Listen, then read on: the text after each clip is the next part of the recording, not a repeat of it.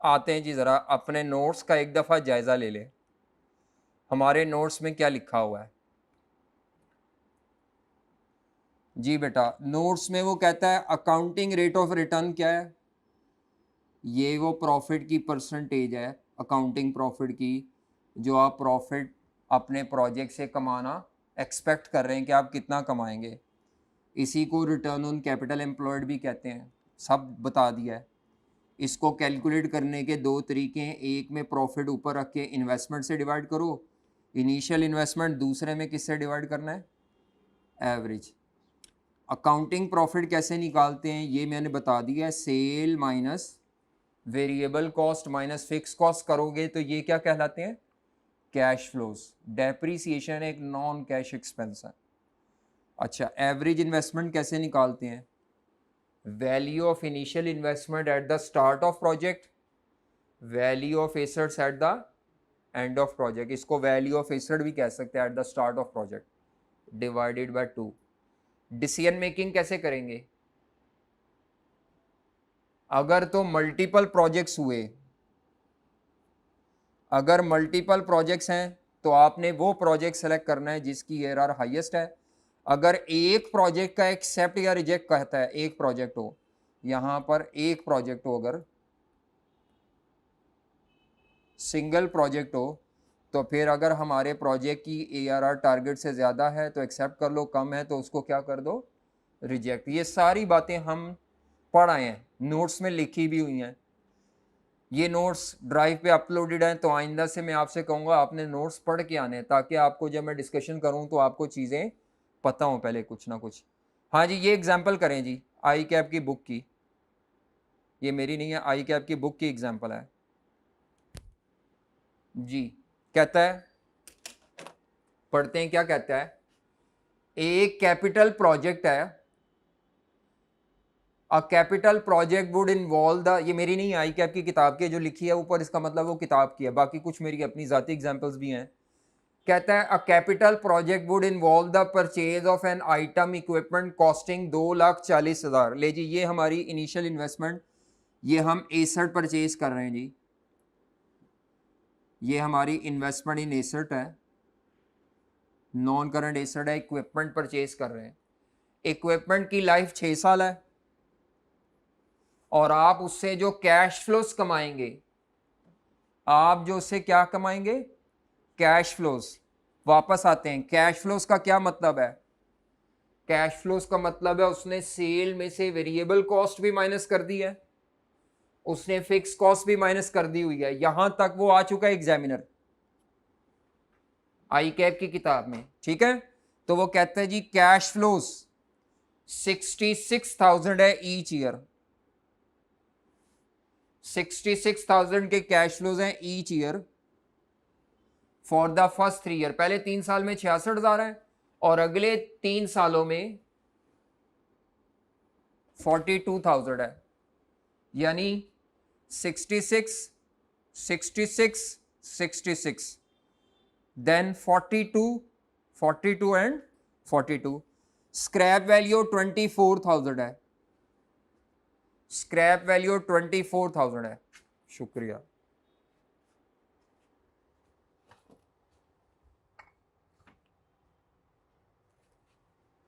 Scrap value 24,000 है जी बेटा। 6 साल बाद जो एसेट की स्क्रैप वैल्यू है वो 24,000 है। उसके बाद वो कहता है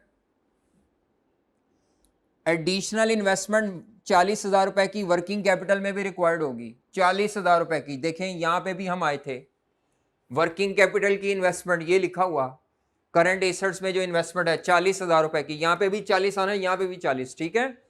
तो 40,000 रुपए की वर्किंग कैपिटल में इन्वेस्टमेंट चाहिए।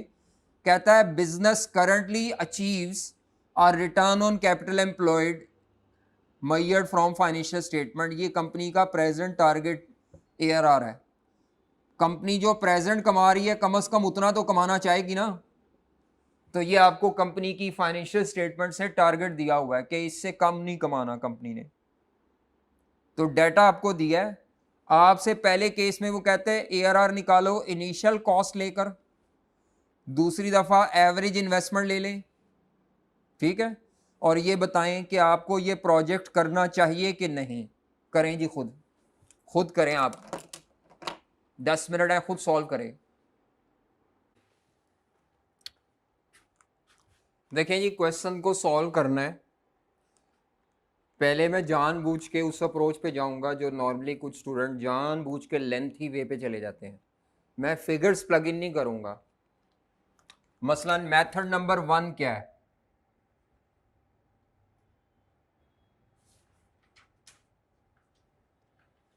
ए पार्ट के लिए अकाउंटिंग रेट ऑफ रिटर्न निकालना है एवरेज इन्वेस्टमेंट की, इनिशियल इन्वेस्टमेंट की बेस पे estimated average annual profit divided by initial investment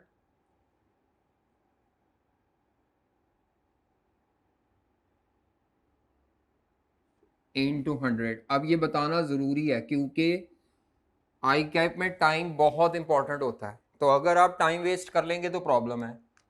initial investment जो आपके पास है 2,40,000 का आपका इक्विपमेंट और 40,000 इन्वेस्टमेंट इन वर्किंग कैपिटल है, तो 240 प्लस 40, चलें जी, इनिशियल इन्वेस्टमेंट तो आ जाएगी 280,000।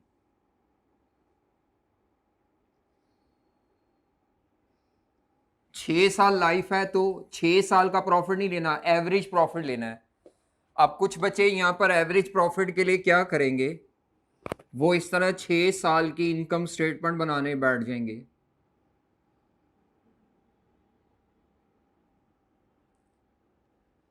और इसमें बहुत टाइम वेस्ट कर लेंगे। Sale minus variable cost minus fix cost, cash flows दिए हुए उसने 66,000 पर एनम। अब अगर आप इस तरीके पे चले गए हैं तो आपने अपना टाइम वेस्ट कर लिया है, ये वेस्टेज वाला तरीका है।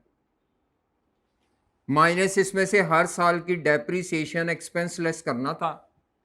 हमारे बीएफडी में ना बताया जाए तो स्ट्रेट लाइन मेथड चलता है। इक्विपमेंट की cost of equipment minus estimated residual value 6 साल के एंड पे 24,000 का है, डिवाइडेड बाय 6 साल, 2,40,000 का equipment minus 24,000 estimated residual value या scrap value divided by life. तो अब आप इसको जब माइनस करेंगे तो एनुअल डेप्रिसिएशन आ जाएगी, कितनी आती है बेटा? 240 में से माइनस करें जी 24,000 पर एनम,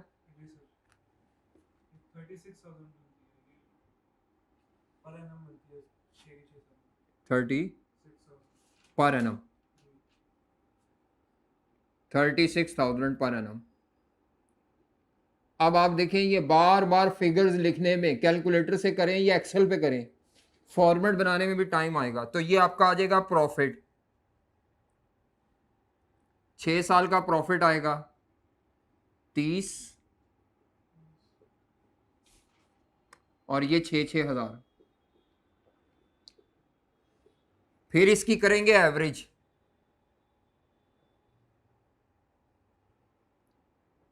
कुछ बच्चे वर्किंग में इस पे चले जाते हैं जो बहुत टाइम वेस्टिंग है। एवरेज प्रॉफिट कैसे निकालेंगे? 30 प्लस 30 प्लस 30 90, और मेरा ख्याल है 108 आता है सारे सालों का total profit divided by 6 years.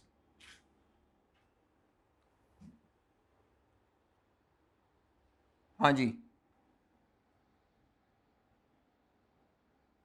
18,000 per annum, मेरा ख्याल है 18,000 पर एनम डिवाइडेड बाय 280, तो हमारा आंसर कितना आता है?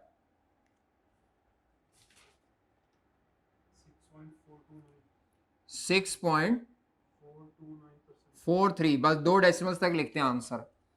पॉइंट के बाद 2 डेसिमल्स तक लिखने, आगे जाने की जरूरत नहीं। 6.43% जी। प्रॉफिट निकाल लिया, इनिशियल इन्वेस्टमेंट पे डिवाइड कर लिया। अब क्योंकि आपने आई कैप में पेपर एक्सेल पे करना है तो ये तो टाइम बहुत ज़ाया होगा, तो ये method paper point of view से रिकमेंडेड नहीं है, वेस्टेज ऑफ टाइम है। अब यहाँ पे मैं वो मेथड करने लगा हूँ जो हमने बार बार करना है आइंदा से, एक्सेल पे जो हमारे लिए सूटेबल है। और ये तो वैसे हम क्लास में भी ऐसा ही करते थे पेपर पे, जब हम सिर्फ एक्सेल नहीं था। तो अकाउंटिंग रेट ऑफ रिटर्न अगर हमने कैलकुलेट करना है तो मेथड नंबर 2 क्या है? मेथड नंबर 2 ये है कि आपने एक ही कॉलम में सब कुछ करना है, ये कोई कॉलम बनाने की जरूरत नहीं। तो उसका तरीका क्या है? आप ये एक कॉलम बनाएंगे, ये एक्सेल पे समझ लें 2 कॉलम है, यहां पे आप आइटम्स लिखेंगे, यहां फिगर्स बस। तो सबसे पहले आप यहां पे लिखेंगे total cash flows of 6 years, total करके।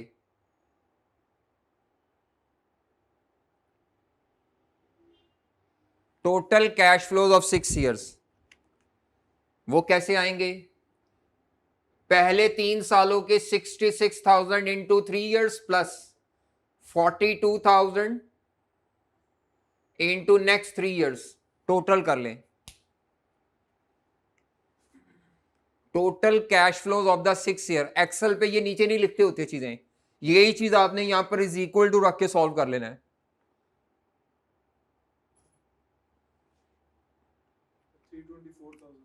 3,24,000 टोटल कैश फ्लोज का मतलब है ये सारे कॉलम जमा हो गए, माइनस एनुअल डेप्रिसिएशन लेस करने की जरूरत नहीं है। Total depreciation expense of 6 years, total depreciation expense of 6 years. ये टेबल अप्रोच चलानी है अब आपने अंदर जब भी करना है ARR, और इससे बाहर नहीं करना जी। एक्सेल पे जल्दी जल्दी होगा। तो टोटल डेप्रिसिएशन कैसे निकालेंगे? इक्विपमेंट की कॉस्ट थी 2,40,000 माइनस 24,000 करके लाइफ पे डिवाइड ही नहीं करना। अगर आप लाइफ पे डिवाइड करेंगे वो तो 1 साल की डेप्रिसिएशन निकल आएगी, फिर आप उसको इंटू 6 करेंगे, टाइम वेस्टेज है, जरूरत ही कोई नहीं। Cost of asset minus residual value करके लाइफ पे डिवाइड नहीं करना, टोटल 6 सालों की डेप्रिसिएशन निकल आएगी। ये डेप्रिशिएबल अमाउंट आ जाती है ना, तो डेप्रिसिएशन एक्सपेंस 2,16,000 शायद आता है ये, तो ये माइनस करें 2,16,000, तो ये जवाब आ जाएगा आपके पास टोटल प्रॉफिट ऑफ 6 साल, total accounting profit of 6 years. Time बचेगा। अगर आप में से किसी बच्चे ने यहां डिवाइडेड बाय 6 किया तो उसकी 1 साल की डेप्रिसिएशन निकलेगी, फिर उसको मल्टीप्लाई बाय 6 करके टाइम ज़ाया करना पड़ेगा। हमने टाइम बचाना है, इसके बगैर आप बहुत मसाइल का शिकार होंगे। तो माइनस करें जी 3,24,000 में से 1,08,000 डिवाइडेड बाय लाइफ, 1,08,000 को डिवाइडेड बाय प्रोजेक्ट लाइफ करें जो कि 6 साल थी, तो ये आंसर आपके पास आ जाएगा एवरेज एनुअल प्रॉफिट, वही 18,000 आ जाता है। इससे आगे आपने नीचे फिर डिवाइड इनिशियल इन्वेस्टमेंट कर देनी है इसी टेबल में। इनिशियल इन्वेस्टमेंट, अब ये इनिशियल इन्वेस्टमेंट में क्या क्या आएगा? 2,40,000 का इक्विपमेंट था और 40,000 रुपया वर्किंग कैपिटल का था, तो टोटल इन्वेस्टमेंट 2,80,000 रुपए की थी, डिवाइडेड बाय 280 करके बाद में नीचे एक्सेल पे इंटू 100 भी कर लीजिएगा, तो ये परसेंटेज में आ जाएगा 6.43% ARR का answer. 18,000 divided by 280, 18,000 divided by 280, तो आपने ये सॉल्यूशन देखें जल्दी सॉल्व हो जाना, इससे आप अपना टाइम वेस्ट नहीं करेंगे। आइंदा कभी भी ये तरीका अडॉप्ट नहीं करना, इवन ये फॉर्मूला भी फॉलो नहीं करना। फॉर्मूला सिर्फ समझने के लिए, पढ़ने के लिए था। एक्सेल पे इसको इस्तेमाल करना हमारे लिए मुश्किल है, इवन पेपर में तो फॉर्मूला लिखने का भी टाइम नहीं होगा। इसीलिए आपने जब ये एक्सेल वाली इस तरह की अप्रोच अपनानी है तो कभी गलती नहीं होनी और जल्दी हो जाएगा आपका सोल्यूशन। तो ये 6 साल लाइफ थी, 6 ईयर्स थे। अब अगर मैंने एवरेज इन्वेस्टमेंट के लिए करना है, दोबारा सारा लिखने की जरूरत नहीं, यहां से शुरू करेंगे, average annual profit divided by average investment. तो हमारा दूसरा सोल्यूशन क्या बनेगा, जो हमारा बी पार्ट है, ये तो मैंने वैसे ही किया था आपको बताने के लिए कि जो लंबे रास्ते पे चल पड़े हैं बच्चे, वो बेचारे बाद में खुद ही परेशान होंगे कि why we wasted our time, paper में टाइम बड़ा कीमती होगा। ये ए पार्ट हो गया। बी पार्ट करना है तो आपने सारा कुछ दोबारा नहीं करना। तो बी पार्ट के लिए आप क्या करेंगे, एवरेज प्रॉफिट आपने निकाला हुआ है, एवरेज प्रॉफिट आपने निकाला हुआ है, एवरेज एनुअल प्रॉफिट निकाला हुआ है आपने, कितना है जी, 18,000 रुपीज।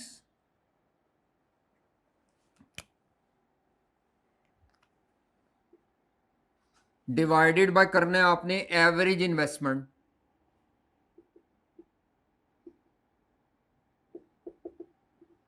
और इनटू 100 करेंगे तो ये नया ARR का आंसर आ जाएगा। तो एवरेज इन्वेस्टमेंट कैसे आएगी, मैं हमेशा एवरेज इन्वेस्टमेंट अलहदा निकाल के दिखाऊंगा, वैसे यहां पे भी निकल सकती थी। एवरेज इन्वेस्टमेंट कैसे निकालते हैं, तो मैं वर्किंग कर रहा हूं, एवरेज इन्वेस्टमेंट कैसे निकालते हैं, एक्सेल पे भी निकल सकती है। प्रोजेक्ट का start of project, end of project. जी जनाब, प्रोजेक्ट के स्टार्ट पे जो हमारा इक्विपमेंट था उसकी वैल्यू थी 2,40,000 रुपए की कॉस्ट, हम बस उसको वैल्यू कहेंगे। प्रोजेक्ट के एंड पे उसकी जो रेजिजुअल वैल्यू थी वही उसकी एंडिंग वैल्यू काउंट होगी, ये रेजिजुअल वैल्यू या स्क्रैप वैल्यू। उसके बाद दूसरा एसेट जो हमारे पास करंट एसेट्स वर्किंग कैपिटल था, ना इसमें कोई डेप्रिसिएशन होती है, कुछ भी नहीं होगा। जब नहीं बताएगा तो सेम कॉपी कर लेना है कि प्रोजेक्ट के एंड पे भी ये 40,000 के ही होंगे। बुक वैल्यू 24 है, अच्छा सॉरी 24,000, तो ये 64,000 की वैल्यू आती है, ये 280,000 की आती है। तो एवरेज क्या कैलकुलेट होगी, एवरेज होगी average investment 280 plus 64 divided by 2, 280 plus 64 divided by 2, 172,000। इधर हम ऊपर लिख देते हैं 172,000 एवरेज इन्वेस्टमेंट है। तो अब हमारा जो नया आंसर आएगा जी 280 प्लस 64, 280 प्लस 64 डिवाइडेड बाय 2, तो 172,000 एवरेज इन्वेस्टमेंट है। नजर आ रहा है, हाँ जी, 280 प्लस 64 डिवाइडेड बाय 2, 172,000 नया आंसर आ जाएगा बच्चे।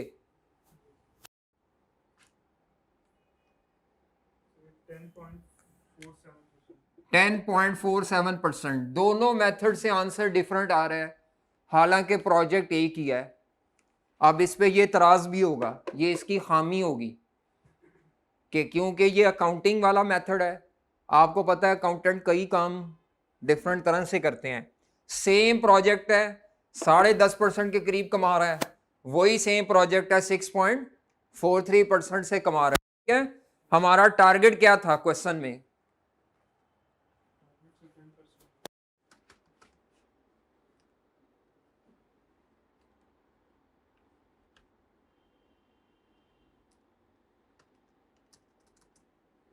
फिर सो जाता है वो, हाँ वही आएगा फिर से, टास्क मैनेजर खुलता है। हाँ जी जनाब, तो हमारा टारगेट ARR था 10%। अब सी पार्ट हमने करना है। सी पार्ट में उसने कहा है जनाब कि आप एडवाइस करें कि हमें ये इन्वेस्टमेंट करनी चाहिए कि नहीं। तो यहाँ पे हम अकाउंटेंट साहब जो हैं हम अगर चाहते हैं कि ये इन्वेस्टमेंट ज़रूर हो, इससे हमारे बोनस प्रमोशन शायद अटैच हों, तो फिर हम वो मेथड अडॉप्ट करेंगे जिसमें आंसर 10% से ज़्यादा है। ठीक है, 10% था ना टारगेट, तो ये मेथड अडॉप्ट करोगे तो प्रोजेक्ट एक्सेप्ट होगा। अगर ये मेथड अडॉप्ट करोगे तो प्रोजेक्ट क्या होगा, रिजेक्ट होगा। तो हमारा सी पार्ट में रिकमेंडेशन है, रिकमेंड करना है। तो एआरआर जो पहली थी बेस्ड ऑन एवरेज इन्वेस्टमेंट, वो आंसर हमारा था 6.43%, और टारगेट जो था, जो अभी आपका चल रहा है फाइनेंशियल स्टेटमेंट में 10%, तो इसके मुताबिक तो project should not be undertaken, project नहीं करना चाहिए।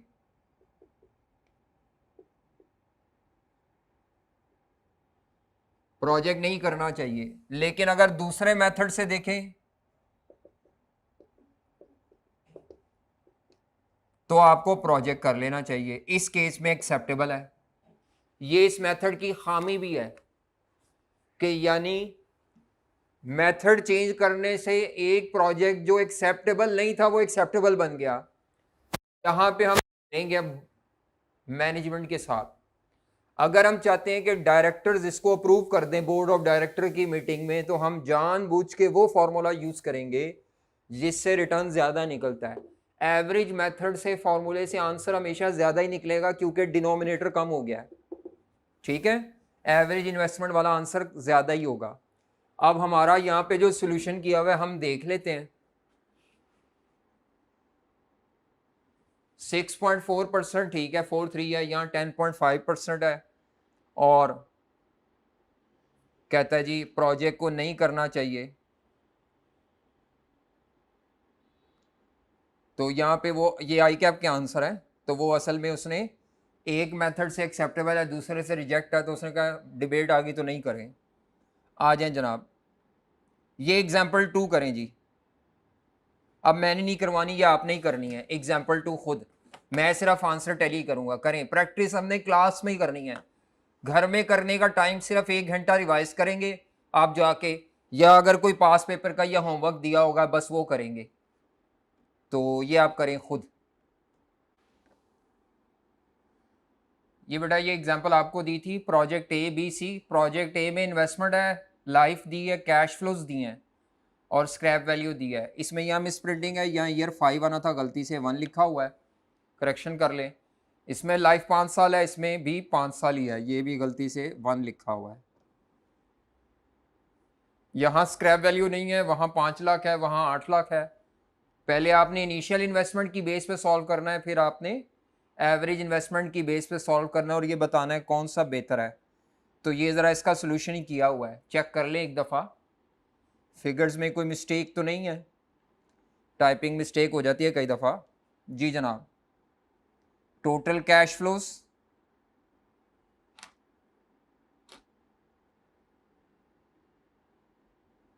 हाँ जी बिल्कुल ऐसे ही है।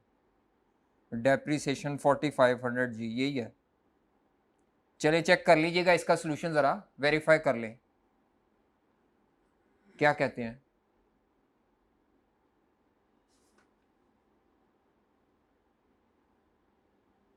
ये आंसर्स हैं, ये इनिशियल इन्वेस्टमेंट वाले आंसर हैं, और उसके बाद एवरेज इन्वेस्टमेंट। कहाँ इशू आ रहा है बेटा?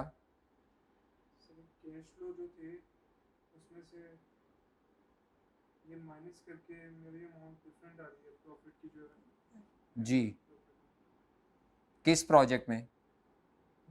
सर जिस तरह से अगर project project B project B में मैंने प्रॉफिट्स ही दिए हुए हैं, कैश फ्लोज नहीं दिए हुए। आपने रीडिंग गलत किया है, यहाँ जानबूझ के क्वेश्चन इस तरह बनाया गया है कि आपको मसला आए। प्रोजेक्ट बी के एक प्रॉफिट से एक दफा एवरेज लेवल कर जी, टोटल करके 1100 मेरे ख्याल से हाँ जी, 5 पे डिवाइड करें 1100 बन रहे हैं जी, बिल्कुल ये 1100 बन रहे हैं। 1100 डिवाइडेड बाय 5, 220 जी सर 220 और ये आंसर आएगा डिवाइडेड बाय 2 मिलियन, ये 11% बन जाएगा। हाँ जी, इसको करेक्ट कर लेंगे। चलें, ये 1100 आता है, ये फिर नीचे भी 1100 ही आएगा।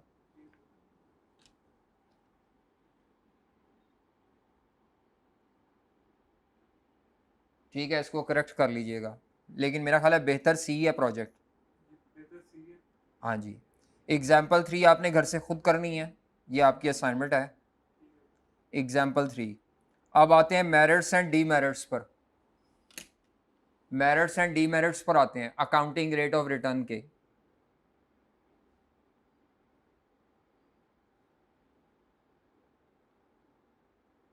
मेरिट्स एंड डीमेरिट्स पर आते हैं, तो सबसे पहले बेटा लिखा गया है अकाउंटिंग रेट ऑफ रिटर्न की सबसे पहली खूबी उसने ये लिखी है कि ये आसान है कैलकुलेट करना, बहुत ज़्यादा कोई कॉम्प्लेक्स कैलकुलेशन नहीं है और हर मैनेजर इसको आसानी से समझ सकता है। दूसरा फ़ायदा, simple to calculate and simple to understand.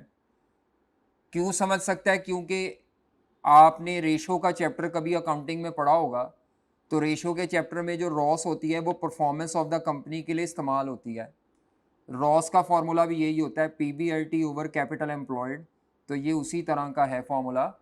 ऊपर प्रॉफिट रखना है, नीचे एसेट्स में जो इन्वेस्टमेंट है। तो जिन लोगों ने अकाउंटिंग पढ़ी है या अकाउंटिंग रेशियोज पढ़ी हैं उनको ये आसानी से समझ आ जाता है। तीसरी इसका फ़ायदा ये है कि इसमें होल लाइफ के बेनिफिट्स और कॉस्ट लिए जा रहे हैं। ये जब मैं आपको आगे पे बैक पीरियड करवाऊंगा ना, ये उसकी लिमिटेशन होगी, उसमें सारी लाइफ के कैश फ्लोज कंसिडर नहीं करेंगे, यहाँ पे होल लाइफ के बेनिफिट्स कंसिडर होते हैं। और चौथा, डिफरेंट साइज के प्रोजेक्ट्स को बड़े आराम से आप कंपेयर कर सकते हैं क्योंकि आपका आंसर परसेंटेज में है।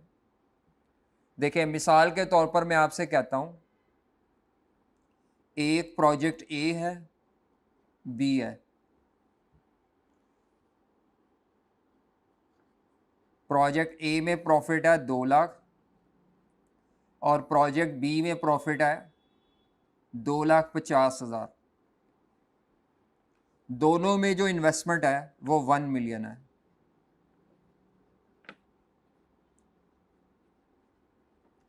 अब आपकी क्योंकि इन्वेस्टमेंट सेम है, आपके लिए डिसाइड करना बहुत आसान है कि हम सर वो इन्वेस्टमेंट कर लें जिसमें ज़्यादा प्रॉफिट है, क्योंकि दोनों जगह इन्वेस्टमेंट क्या है, सेम है।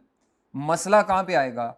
जहाँ प्रॉफिट भी डिफरेंट होंगे और इन्वेस्टमेंट भी डिफरेंट होगी। हो सकता है कि ये मैं 1 मिलियन की जगह है, मैं यहाँ पर आपको दे देता 1.5 मिलियन। अब आपका प्रॉफिट भी वेरी कर रहा है और इन्वेस्टमेंट की अमाउंट भी चेंज हो रही है बेटा। यहाँ पर अब आप खाली प्रॉफिट की अमाउंट से फैसला नहीं कर पाएंगे, इसीलिए आप क्या करेंगे, प्रॉफिट को इन्वेस्टमेंट पे डिवाइड करके जब इनटू 100 करेंगे तो फिर इन दोनों प्रोजेक्ट्स को हम like with like comparative position पे ले आएंगे। जितनी भी परसेंटेजेस होती हैं ना, उनका फ़ायदा ये होता है कि आप प्रोजेक्ट ए और बी की फिगर्स को बड़े आराम से कंपेयर कर सकते हैं। अब अदरवाइज आपके लिए कंपैरिजन मुश्किल था अनलेस कि दोनों इन्वेस्टमेंट सेम होती। मेरा ख्याल है ये आ जाएगा शायद 20%, 2 लाख डिवाइडेड बाय 1 मिलियन, और ये आपके पास आ जाएगा 16.67%। हाँ जी 16 डिवाइड करके 16.67%। Now we can easily compare. इसको पढ़ते कैसे हैं? 100 रुपया इन्वेस्ट करके हम इसमें 20 रुपया कमा सकते हैं प्रोजेक्ट ए में, और वही 100 रुपया अगर हम प्रोजेक्ट बी में इन्वेस्ट करें तो हम 16.67 कमा सकते हैं। तो ये वाला प्रॉफिट की फिगर मिसलीडिंग थी। आपने क्या करना है, जब आप प्रॉफिट को डिवाइडेड बाय इन्वेस्टमेंट करते हैं तो छोटे प्रोजेक्ट का प्रॉफिट, छोटे प्रोजेक्ट की इन्वेस्टमेंट, साइज का डिफरेंस खत्म हो गया। ये साइज में छोटा प्रोजेक्ट है, ये साइज में बड़ा प्रोजेक्ट है। जब आपने इनको आपस में डिवाइड कर लिया तो साइज का डिफरेंस रिमूव हो गया। ये इसका एडवांटेज है। तो 4 एडवांटेजेस हैं। आई कैप ने अपनी किताब में 2 लिखे हुए हैं सिर्फ। एक इजी टू कैलकुलेट है और इजी टू अंडरस्टैंड है। ये 2 एक्स्ट्रा मैंने लिखे हैं कहीं ना कहीं से, पास पेपर से और एसीसी से। कहीं ना कहीं आ जाएंगे ये डिस्कशन में पास पेपर में कि पे बैक पीरियड का खामी है कि उसमें कुछ सालों के बेनिफिट लेते हैं, तो ARR में सारे सालों के बेनिफिट्स और कॉस्ट लेते हैं, ये उसका एडवांटेज हो गया। उसके बाद साइज का गैप ख़त्म हो जाता है। हाँ जी, इसके डिसएडवांटेजेस काफ़ी ज़्यादा है। तो आपको क्या करना है, ये जो हेडिंग्स होती हैं ये याद करनी है, बाकी अंदर एक्सप्लेनेशन आपको समझ आनी चाहिए।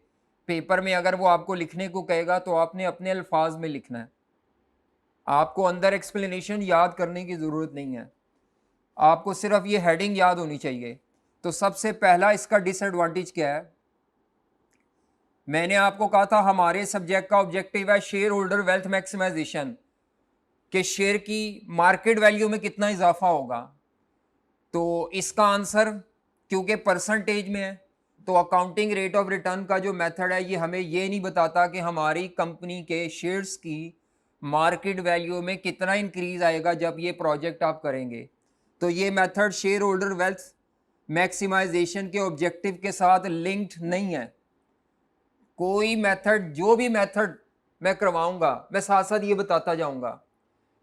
एनपीवी एक मेथड है, एनपीवी एक मेथड है जिसके अंदर ये खूबी पाई जाती है कि उसकी वजह से हम ये देख सकते हैं कि शेयर्स की मार्केट वैल्यू कितनी बढ़ सकती है। बाकी तमाम मेथड में ये फ्लॉ ही होगा कि शेयर होल्डर की वेल्थ मैक्सिमाइजेशन के मुतालिक ये कोई गाइडेंस नहीं दे रहा। या तो इसका आंसर होता ना फॉर एग्जांपल 2 मिलियन रुपीस में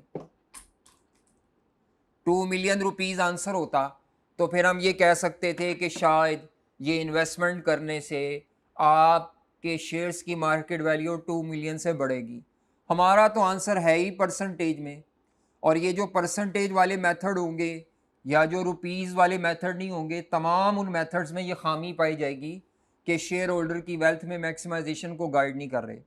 दूसरा इसमें क्या प्रॉब्लम है, कॉम्प्यूटेशनल वेरिएबिलिटी का मतलब क्या है, दो मेथड है, कभी नीचे इनिशियल इन्वेस्टमेंट रख लेते हैं, कभी क्या रख लेते हैं, एवरेज इन्वेस्टमेंट। तो इसका कोई मेथड फिक्स नहीं है, ये तो आप जो मर्जी मेथड लगा लें, ये डिबेट है, कन्फ्यूजन क्रिएट होती है इससे।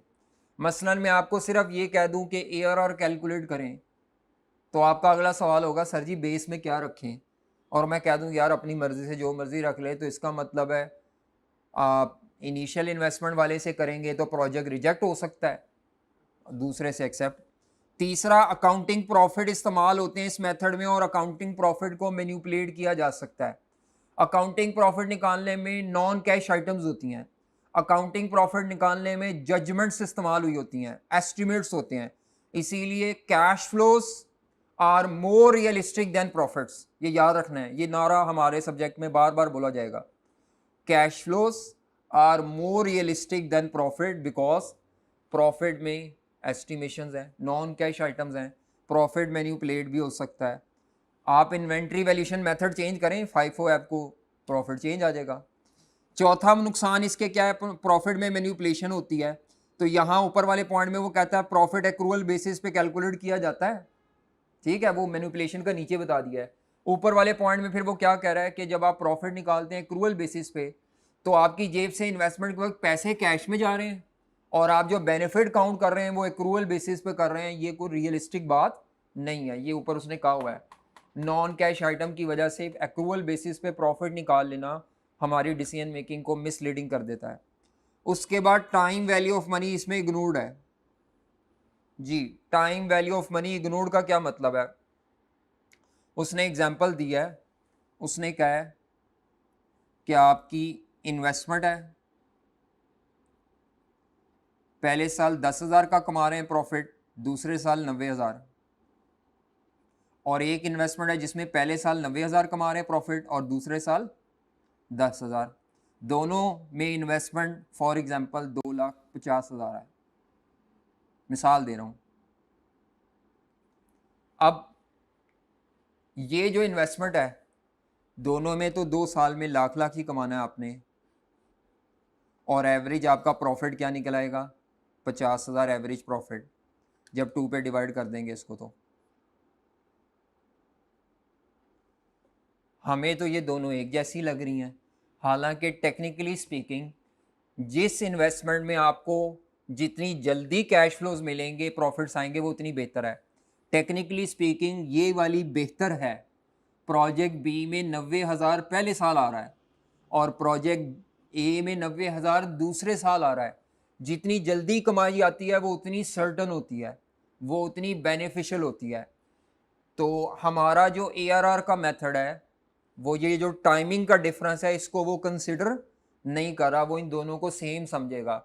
टेक्निकली स्पीकिंग इसमें जो प्रोजेक्ट बी होगा ना वो ए से बेहतर होगा, लेकिन उसके लिए मुझे कोई ऐसा मेथड इस्तेमाल करना पड़ेगा जिसमें ये टाइमिंग का जो फ़र्क आ रहा है इसको अकाउंट फॉर किया जाए, वो NPV है। अच्छा, लैक ऑफ एब्सोल्यूट रिटर्न का मतलब क्या है? अगर मैं आपके सामने परसेंटेज रख दूं तो आपको ये पता ही नहीं चलेगा कि कितना फायदा हो रहा है। लैक ऑफ एब्सोल्यूट रिटर्न का मतलब इन टर्म्स ऑफ रुपीज आपको बेनिफिट क्रिस्टल क्लियर नहीं है। और हो सकता है कि आप कोई ऐसी इन्वेस्टमेंट सेलेक्ट कर लें जिसमें रिटर्न कम है लेकिन परसेंटेज में ज़्यादा, रुपयों में कम है। अब उसने एक एग्जाम्पल दिए नीचे, उसने कहा आप 1,000 रुपये इन्वेस्ट कर रहे हैं और उस पर 50% कमा रहे हैं। 1,000 रुपया लगा के 50% कमाने का मतलब है 500 रुपया कमा रहे हैं। उसके मुकाबले में एक इन्वेस्टमेंट है जिसमें आप 1 मिलियन लगा रहे हैं और 1 मिलियन पे 20% कमा रहे हैं। अब अगर मैं परसेंटेज को देखूं तो मैं तो बल्ले बल्ले कहूंगा 50% वाली को, बहुत अच्छा है, ऑल इज वेल की आवाज है।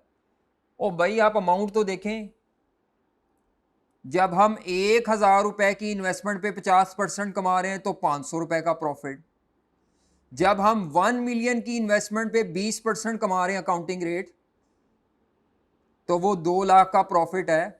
तो एक्चुअली हम तो परसेंटेजेस की बेस पे फैसला करेंगे और हम कहेंगे जनाब यही बेहतर है। हालांकि ये इस मेथड की खामी है कि इसमें जो प्रॉफिट की अमाउंट है रुपीज़ में वो अहमियत नहीं दी जा रही, सिर्फ परसेंटेज को दे के हम कहते हैं जी छोटा प्रोजेक्ट है, बड़ा प्रोजेक्ट है, जो भी है जिसकी परसेंटेज ज़्यादा वो बेहतर है, चाहे उसमें कमाई बस इतनी सी हो। तो ये इस मेथड की खामी है कि इसमें रुपीज़ को, एब्सोल्यूट वैल्यूज़ को, इनको बोलते हैं एब्सोल्यूट वैल्यूज़, एब्सोल्यूट रिटर्न, और जब परसेंटेज में निकालते हैं तो इसको बोलते हैं रिलेटिव रिटर्न। कोई भी ऐसा मेथड जिसका जवाब परसेंटेज में होगा उसमें ये खामी लिखी जाएगी कि एब्सोल्यूट फिगर इसमें छुप जाती हैं और आप अपने फैसले में छुपी हुई फिगर को इग्नोर करेंगे तो अच्छा फैसला नहीं होगा। ये अच्छा नहीं है फैसला। हम पता है किसको प्रेफर कर देंगे ARR की बेस पे? हाँ जी, हम ARR की बेस पे पता है किसको प्रेफर कर देंगे? हम इस इन्वेस्टमेंट को सिलेक्ट कर लेंगे जिसका रिटर्न कितने परसेंट है? 50% है। वो 50% रिटर्न, ओ भाई उसमें देखो तो सही इन्वेस्टमेंट कितनी है पीछे। आखिरी डिसएडवांटेज क्या है कि जो आपका टारगेट ARR सेलेक्ट करना है वो मैनेजमेंट ने करना होता है, उसके लिए कोई हार्ड एंड फास्ट रूल नहीं है, कोई इकोनॉमिक रैशनल नहीं है, कोई लॉजिक नहीं है, मैनेजमेंट अपनी मर्जी से तय करेगी। तो ये इसके ऊपर डिबेट होती है। कोई रैशनल इकोनॉमिक बेसिस नहीं है जिसकी बेस पर वो तय किया जाए, तो ये हमेशा डिबेटेबल होगा। कोई मैनेजर डायरेक्टर कहेगा नहीं 10% कम है, थोड़ा ज़्यादा रखो, कोई कहेगा नहीं 10% भी ज़्यादा है, इसीलिए ये डिबेटेबल है। तो ये सारे जो मैं एडवांटेजेस बता रहा हूँ इसमें ये हेडिंग सिर्फ मैंने दी हैं, बाकी ये ICAP की किताब में से ही सारा लिया हुआ है, ठीक है। तो आप अगर इसको पढ़ के हेडिंग याद रख लें और बाकी अपने अल्फाज में लिख दें तो आपको इसकी खामियां समझ आ जाएंगी। अब आते हैं दूसरे मेथड की तरफ। यहां तक कोई सवाल है तो पूछ लें। जी जनाब, एनी क्वेश्चन? सर ये क्वेश्चन सॉल्व करने के हवाले से सवाल करना है कि जो ब्रैकेट में नीचे हमने लिखा होता है, ये एक्सेल पे नहीं लिखना, एक्सेल में लिखने की जरूरत वो फॉर्मूले के अंदर उधर आ जाएगा, नहीं। जी वहां लिखें। ठीक है। एक्सेल पे जब लिखना है तो फिर वो आपने ये नीचे नहीं लिखनी चीज़ें। आ जाए जी अगला मेथड। और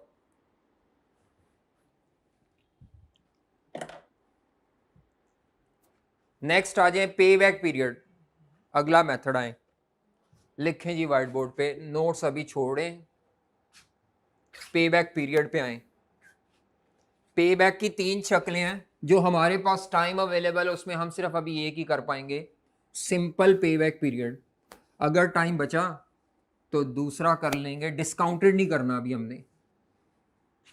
हमने अभी पे बैक की पहली टाइप करनी है। जी जनाब,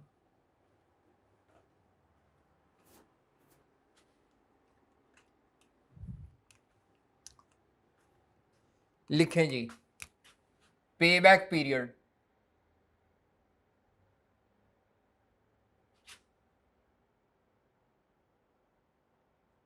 पे बैक पीरियड नाम से ही पता चल रहा है। पे का मतलब है जो आप प्रोजेक्ट के लिए इन्वेस्टमेंट करेंगे, पे करेंगे, इन्वेस्टमेंट के पैसे आपको कितने अरसे में वापस मिलेंगे, बस ये है।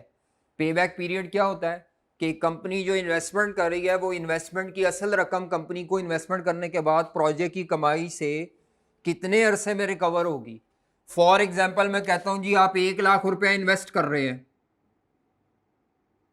और आप हर साल 20-20 हज़ार रुपया कमाएंगे। इसका मतलब है अगर हम 1 लाख रुपया इन्वेस्ट कर रहे हैं, पहले साल 20 हज़ार आएगा, 80 रह गया, फिर 20 आएगा, 20 आएगा, इसका मतलब है अगर हम 20-20 हज़ार रुपया हर साल कमा रहे हैं तो हमारे प्रोजेक्ट के कौन से में साल में जाके हमारे ये 1 लाख रुपए इन्वेस्टमेंट पूरी रिकवर हो जाएगी। तो डेफिनेटली आप कहेंगे अगर 20 हज़ार रुपये कमा रहे हैं पहले साल में, 20 हज़ार कमा रहे हैं दूसरे साल में, 20 हज़ार कमा रहे हैं तीसरे में, तो मेरा ख्याल है 5 सालों में, ऐसे ही है ना, 5 सालों में आपकी पूरी इन्वेस्टमेंट रिकवर हो जाएगी। आसान तरीका ये होता है कि इसको डिवाइड कर दो, पता चल जाएगा। 1 लाख रुपए की इन्वेस्टमेंट डिवाइडेड बाय सालाना जो कमाएंगे। अब इसमें प्रॉफिट्स नहीं लेने, अब हमने कैश फ्लो बेस्ड मेथड पे आ गए हैं। तो पे बैक पीरियड पे आएंगे जब, तो सबसे पहले आ जाए जी इसकी डेफिनेशन क्या है, पे बैक पीरियड क्या होता है। पे बैक पीरियड क्या होता है, तो ये होता है टाइम पीरियड, सालों में महीनों में जो भी है, टाइम पीरियड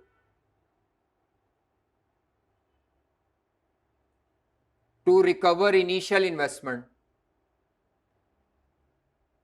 हम जो प्रोजेक्ट के स्टार्ट पे इनिशियल इन्वेस्टमेंट कर रहे हैं वो इनिशियल इन्वेस्टमेंट हमें कितने सालों में रिकवर होगी।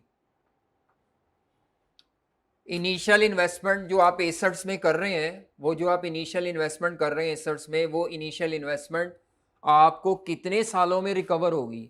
नाम से याद रखना है, पे बैक, इन्वेस्टमेंट की वापसी। इसको रिकवरी पीरियड भी कहते हैं, इसको प्रोजेक्ट का रिकवरी पीरियड भी कहते हैं।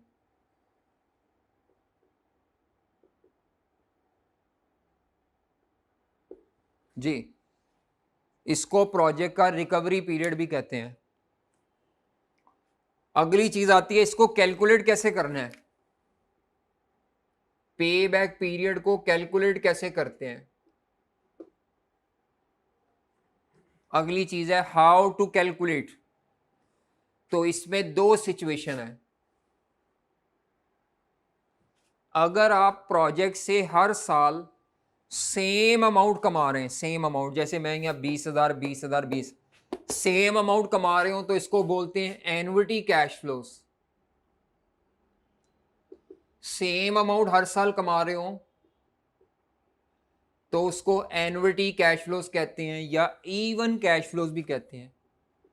इवन कैश फ्लोस कमा रहे हो हर साल, अगर हम इवन कैश फ्लोस कमा रहे हो बच्चे, तो फिर हमारा फॉर्मूला होता है, पे बैक पीरियड का फॉर्मूला होता है, payback period is equal to यही वाला, इनिशियल इन्वेस्टमेंट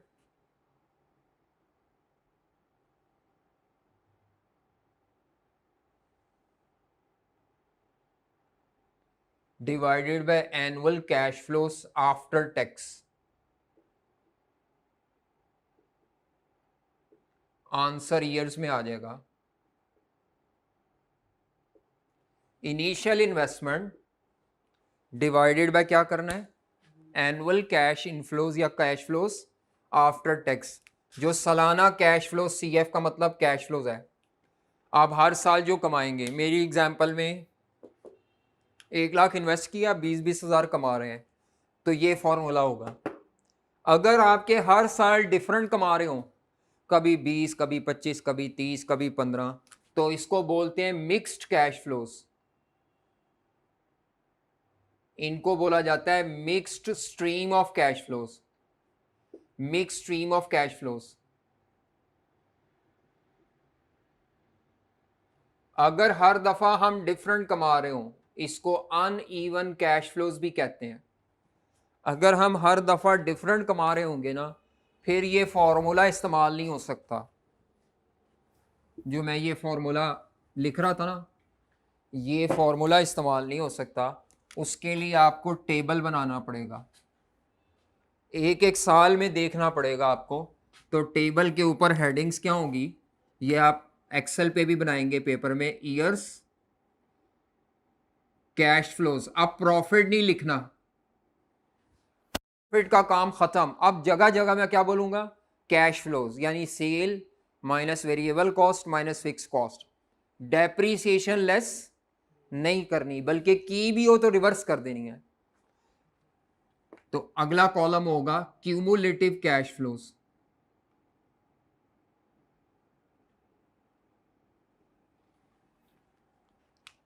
मिसाल के तौर पर आज आप 1 लाख रुपया इन्वेस्ट कर रहे हैं, अगले 5 सालों में आपको कैश फ्लोज आ रहे हैं। मिसाल के तौर पर पहले साल आप 20,000 रुपये कमा रहे हैं, तो आपने क्या करना है, ये जो 1 लाख रुपया इन्वेस्ट कर रहे हैं, इसको इस कॉलम में जो माइनस की फिगर है इधर शिफ्ट कर दें, यानी हमने ये रिकवर करनी है अमाउंट। इस 1 लाख में से 20,000 रुपया आपको रिकवर हो गया है। पॉजिटिव का मतलब है माइनस का 1 लाख प्लस ये 20, तो हमारी इन्वेस्टमेंट बची 80,000। 1 लाख में से 20,000 मिल गया ना पहले साल, तो बाकी 80 बचा। फिर आपको मिला फॉर एग्जाम्पल 30,000, 30,000 रुपया रिकवर हो गया, 80 में से 30 मिल गया, तो माइनस का 50,000 बाकी इन्वेस्टमेंट रह गई। जी जनाब। अच्छा, फिर 40,000 आपने कमाया, तो ये आ गया 10,000। अगले साल आपने 10,000 कमाया और फिर 12,000 कमाया मिसाल के तौर पर। तो आप देखें 1 लाख की इन्वेस्टमेंट जब पहला साल मुकम्मल हुआ तो 80,000 रह गई इन्वेस्टमेंट। दूसरे साल के एंड तक आपने 50,000 रह गई इन्वेस्टमेंट कमा लिया। तीसरे साल के एंड तक, इसको पढ़ते कैसे, तीसरे साल के एंड तक आपकी 10,000 रह गई, और चौथे साल में मैंने 10 कमाया, तो यहाँ पे 0 हो गई। 0 का मतलब है आपकी पूरी इन्वेस्टमेंट क्या हो गई, रिकवर होगी। अब आगे टेबल बनाने की जरूरत नहीं, ये आपका आंसर है। ये जो ईयर 4 है ये पे बैक पीरियड है। जहां आपकी इन्वेस्टमेंट 0 हो जाएगी ना, वो टाइम पीरियड आपका पे बैक पीरियड है। तो इस क्वेश्चन में जो मैंने ये टेबल बनाया है, इसमें हमारा पे बैक पीरियड है 4 इयर्स। ठीक है। अच्छा, अब कुछ बच्चे क्वेश्चन करते हैं, वो कहते हैं सर अगर बाय चांस यहां पे, सर अगर यहां पे बाय चांस 20,000 आ जाता फिर क्या करते। सर अगर 20,000 आ जाता, यानी मुझे इन्वेस्टमेंट चाहिए उससे ज्यादा से आ गए हैं, इस केस में आपका पे बैक पीरियड जो होता है ना, वो इधर फॉल करेगा। 3 साल से ज्यादा और 4 साल से कम यहां फॉल करेगा पे बैक। 3 साल से ज्यादा है लेकिन 4 साल से क्या है, कम है। जी, आपका पे बैक पीरियड 3 to 4 ईयर्स के इन बिटवीन है। हमने 10,000 रुपया रिकवर करना था, हमें टोटल 10,000 एक्स्ट्रा रिकवर हो गया है। तो 0 वाला पॉइंट तो साल के दरमियान कभी आ गया होगा, मुझे क्या पता कब आया है। 10,000 मैंने कमाना था, साल में थोड़ा थोड़ा थोड़ा थोड़ा करके मैंने कमाया, तो पूरे साल में 20,000 कमाया है। तो अब पता नहीं साल के कौन से महीने में जाके कब हमारे ये पैसे 0 हो गए। तो उसको निकालने का तरीका क्या होता है, अगर ये 3 से 4 इयर्स के दरमियान है, तो अब आपको पे बैक पीरियड कैसे निकालना है। तो उसका तरीका होता है 3 इयर्स लिखें प्लस 3 4 साल के दरमियान है ना, तो 3 साल तो नहीं है, 3 साल से ज्यादा है, 3 years प्लस। अब इनके दरमियान वाला टाइम निकालने के लिए क्या करें, ये जो अमाउंट है इसको कहते हैं रिकवरेबल अमाउंट। पूरे साल में 10,000 रुपये रिकवर करना था, आपने 20,000 रिकवर कर लिया, तो साल के कितने हिस्से में रिकवर किया इसका एक प्रपोर्शन बना लें। Recoverable amount divided by recovered, recoverable amount इसको कहते हैं, ये रिकवरेबल है जो माइनस में 10,000 था, recoverable amount divided by recovered, recoverable amount divided by recovered. Minus का 10 था, 20 रिकवर हुआ है, तो इसका मतलब है हमने साल से कम अरसे में रिकवर कर लिया है। तो इसको जब आप डिवाइड करेंगे तो 0.5 ईयर्स आ जाएंगे, यानी तकरीबन हाफ ईयर। हमारा पे बैक इस केस में होगा 3.5 ईयर्स। इसको महीने ना कह देना, ये 0.5 ईयर्स हैं। यानी जो मैंने एग्जांपल लिया उसमें तकरीबन वैसे ही देखने में पता चल रहा है, साल में 10 कमाना था, अगर 20 कमा लिया है तो 6 माह में कमा लिया होगा, आधे साल में कमा लिया होगा। तो हमारा पे बैक पीरियड का आंसर क्या आ रहा है, 3.5 ईयर्स। क्या आ रहा है पे बैक पीरियड का आंसर, 3.5 ईयर्स। क्या तरीका होगा, अगर यहां पे 0 आ जाता तो 4 साल होता, अगर इन बिटवीन आ रहा है तो फिर आपने क्या कर, 3 साल और प्लस ये वाले ईयर्स कैसे निकालने हैं, recoverable amount divided by recovered. Notes में भी लिखा हुआ है लफ्ज recoverable amount divided by recovered. ये नहीं लिखना, ये वाला 10 नहीं, ऊपर वाला जो माइनस में रिकवरेबल अमाउंट है, ठीक है। अच्छा जी, पे बैक पीरियड की कैलकुलेशन के बाद अगली चीज है डिसीजन कैसे लेना है, फैसला कैसे करना है। डिसीजन कैसे करना है जनाब, तो डिसीजन करने का तरीका क्या है, अगर तो मल्टीपल प्रोजेक्ट्स हुए,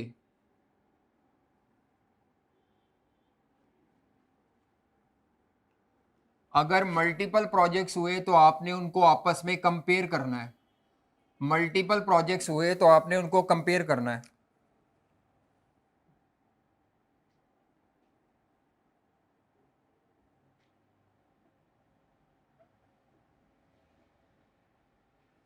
मल्टीपल प्रोजेक्ट्स हुए तो आपने उनको कंपेयर करना है। एक प्रोजेक्ट का पे बैक है 2 साल, एक का 3 साल, एक का 5 साल। यानी हमारे असल पैसे 2 साल में वापस आ जाएंगे और हम कहीं और लगा सकते हैं।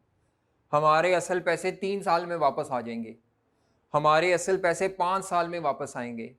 याद रखें, जितने थोड़े अरसे में पैसे वापस आएंगे उतना आप अट्रैक्ट होंगे। पे बैक के मुताबिक जितना थोड़ा टाइम पीरियड होगा वो आपके लिए बेहतर है। तो इसमें वो प्रोजेक्ट बेहतर होगा जिसका पे बैक सबसे शॉर्टेस्ट है। शॉर्टेस्ट पे बैक बेहतर होता है, क्योंकि आपका प्रोजेक्ट उतनी जल्दी आपके असल पैसे वापस कमा के दे रहा है। जिस प्रोजेक्ट का पे बैक सबसे छोटा है वो हमारा बेहतर है। क्यों, पैसे जल्दी वापस आ रहे हैं। इधर हमारे असल पैसे 2 साल में आ रहे हैं तो कहीं और लगा देंगे, इधर 5 साल में आएंगे तो आपके पैसे 5 साल के लिए ब्लॉक हो गए प्रोजेक्ट। अच्छा, अगर एक प्रोजेक्ट हुआ तो इधर भी वही काम होगा।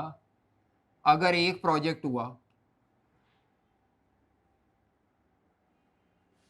अगर एक प्रोजेक्ट हुआ तो फिर आप क्या करेंगे, आपने जो प्रोजेक्ट का पे बैक कैलकुलेट करना है वो टारगेट दिया होगा। जो प्रोजेक्ट का पे बैक आप निकालेंगे, अगर वो टारगेट से कम है या बराबर है, कम होना चाहिए, टारगेट पे बैक से कम है तो प्रोजेक्ट एक्सेप्ट होगा। प्रोजेक्ट कब एक्सेप्ट होगा, अगर हमारा जो कैलकुलेटेड पे बैक है, जो हमने कैलकुलेट किया है वो कम है टारगेट पे बैक से, तो प्रोजेक्ट एक्सेप्ट होगा। वाइस वर्सा प्रोजेक्ट क्या होगा, रिजेक्ट हो जाएगा, नहीं करना। चले जी, एग्जाम्पल्स पे आना है। नोट्स इसके आपने खुद पढ़ लेने हैं, नोट्स इसके आपने खुद पढ़ लेने हैं, ठीक है। एक दफा पढ़ लें जरा खुद जी, नोट्स पढ़ लें। पे बैक पीरियड की डेफिनेशन लिखी हुई है,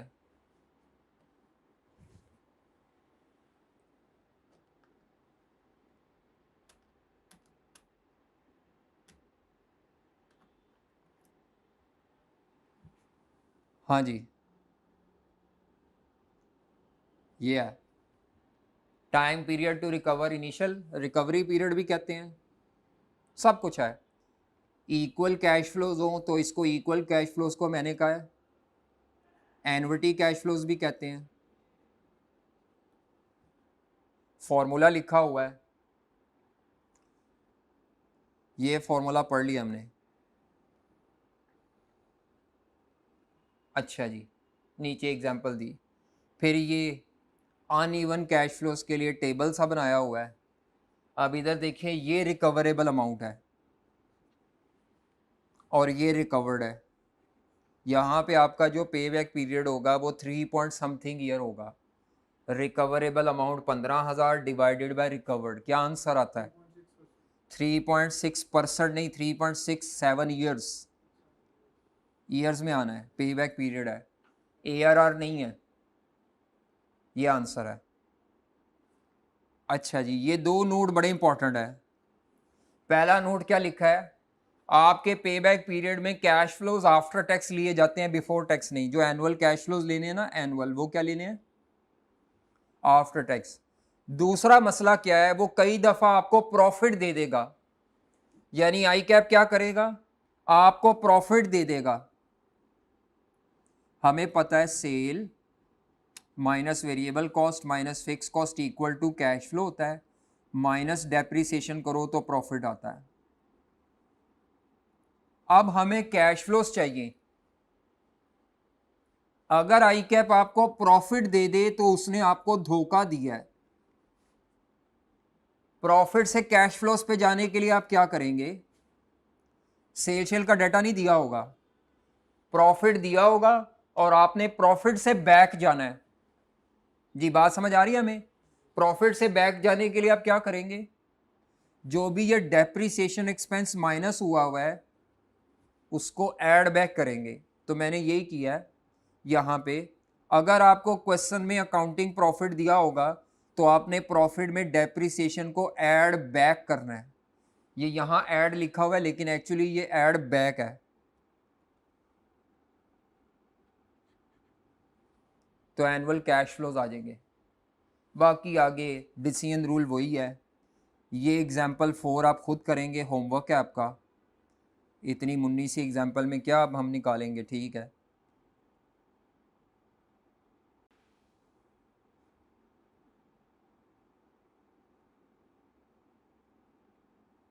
एग्जाम्पल 5 करें खुद,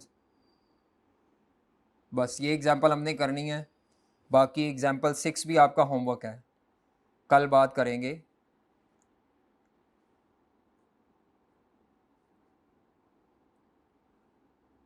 एग्जाम्पल 6 भी आपका होमवर्क है। तो आज मैंने कौन कौन से एग्जाम्पल होमवर्क दिया है? एग्जाम्पल 6 ये 1 घंटे में मैक्सिमम हो जाएंगी।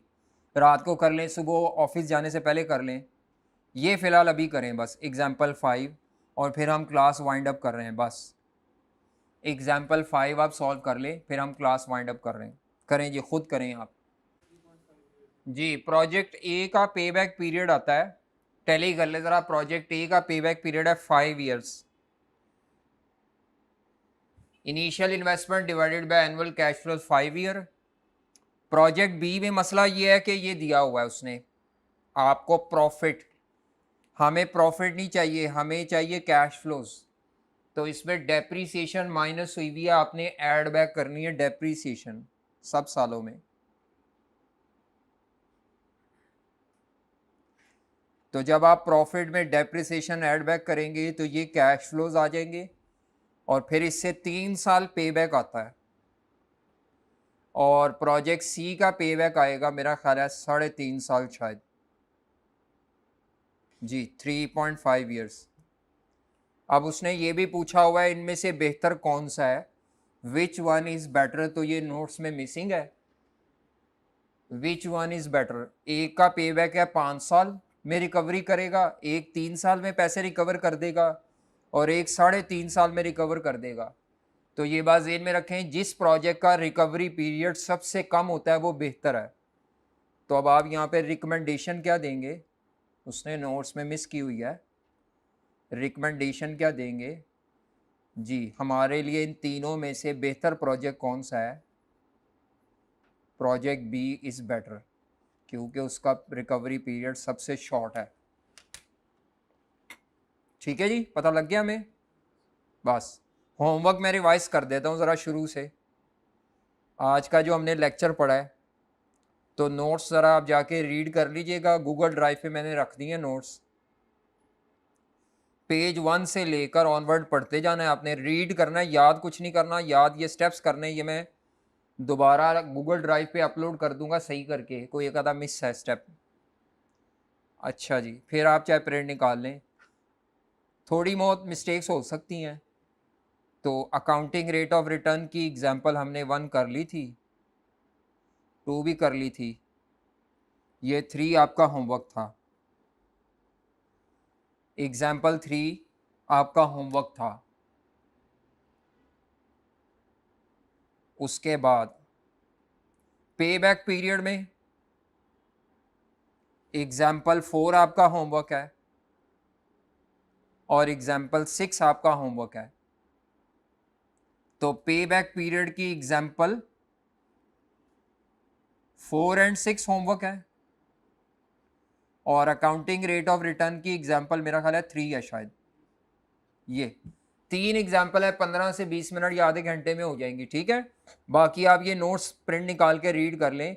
पेज नंबर कोशिश करें, हाँ जी, ये आपका पेज नंबर हमारे नोट्स का है 8, यहाँ तक पढ़ के आएँ, सारा नोट्स सही तरह से ध्यान से रीड करें। अगर आप मेरे नोट्स पढ़ते जाएं तो आई कि आपकी बुक पढ़ने की ज़रूरत नहीं है आपको। ठीक है, चले, ओके भैया, अल्लाह हाफिज़।